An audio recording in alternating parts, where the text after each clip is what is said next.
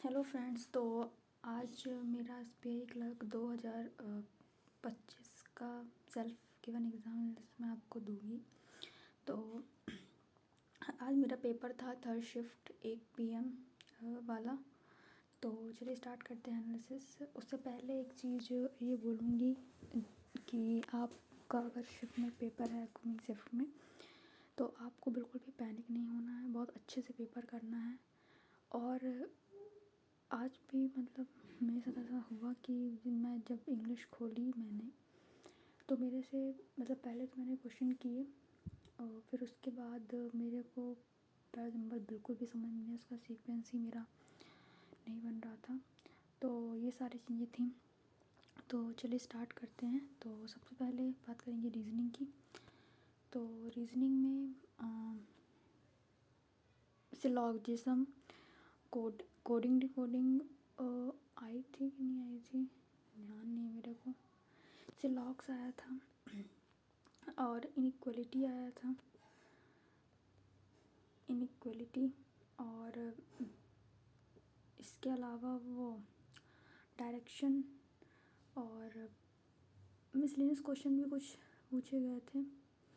तो इस तरह से मिसलेनियस था। और अगर मैं बात करूँ उसकी पजल्स की, तो पजल्स में फ्लैट फ्लोर वाली पजल आई हुई थी।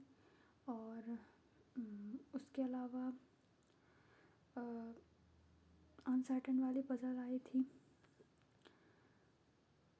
फ्लैट फ्लोर, अनसर्टेन और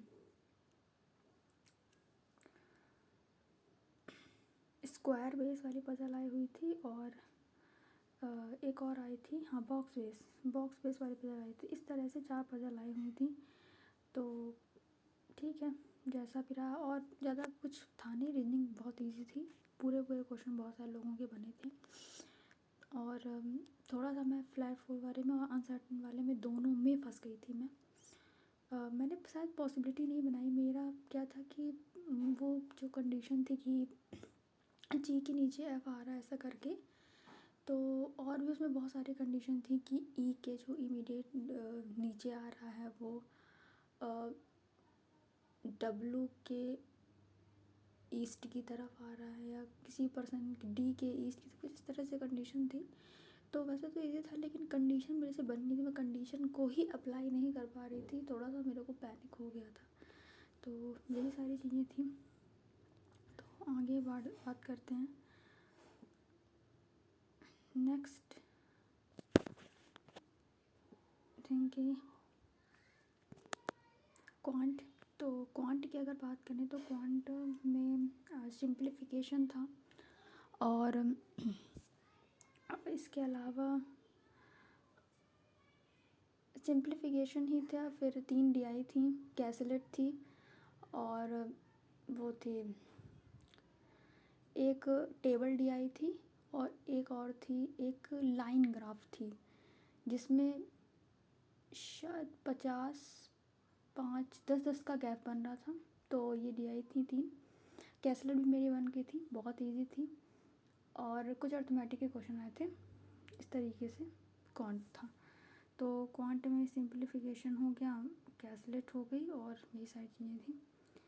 तो आगे इंग्लिश। तो इंग्लिश में रीडिंग कॉम्प्रिहेंशन आया हुआ था, पैराजम्बल आया हुआ था, है ना। PQRS में ही मेरे को कन्फ्यूजन था, क्योंकि इसमें स्टोरी आई हुई थी कि उसके मतलब मॉनिस्टर करके कुछ दिया था कि मधुमक्खी हैं, ऐसा ऐसा करके पूरा सब कुछ दिया हुआ था। तो इस तरीके से उसमें था। ठीक है, तो अगला जो था वो था, अगली जो चीज़ थी,